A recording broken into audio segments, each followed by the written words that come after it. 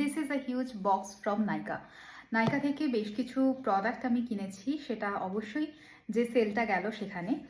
তো আজকে তোমাদের সাথে শেয়ার করব যে সেই সেলটা থেকে আমি কি কি মেকআপ প্রোডাক্টস, বেসিক্যালি এটার মধ্যে মেকআপ প্রোডাক্টসই বেশি আছে, স্কিন কেয়ার প্রোডাক্টস খুব কম, সেগুলো আমি তোমাদের সাথে শেয়ার করব।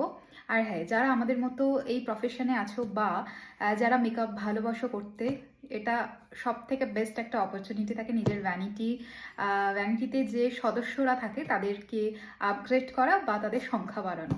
সো চলো, এই বক্সে কি কি আছে এক এক করে তোমাদের সাথে আমি শেয়ার করব, অ্যান্ড পরবর্তী যে ভিডিওগুলো আসবে তাতে আমি চেষ্টা করব সেইগুলো রিভিউ দেওয়া। Okay, so let's go. First COSRX snail mucin essence, যেটা সবাই জানো, সবার ভীষণ পরিচিত। এটা হাইড্রেশনের জন্য খুব ভালো। যাদের ভীষণ ডিহাইড্রেটেড স্কিন তারা কিন্তু ইউজ করতে পারো, বেশ ভালো রেজাল্ট পাবে। এটা আমার সেকেন্ড বটল।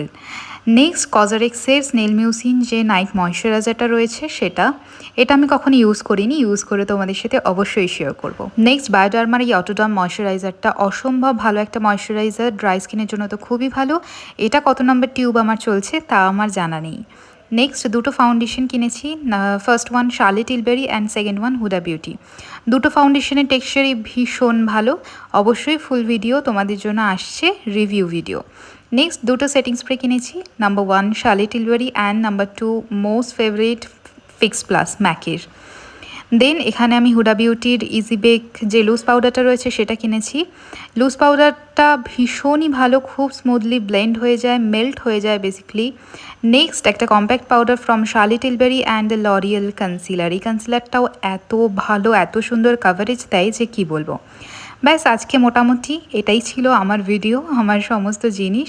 যদি ভিডিও ভালো লেগে থাকে so please like, share and follow.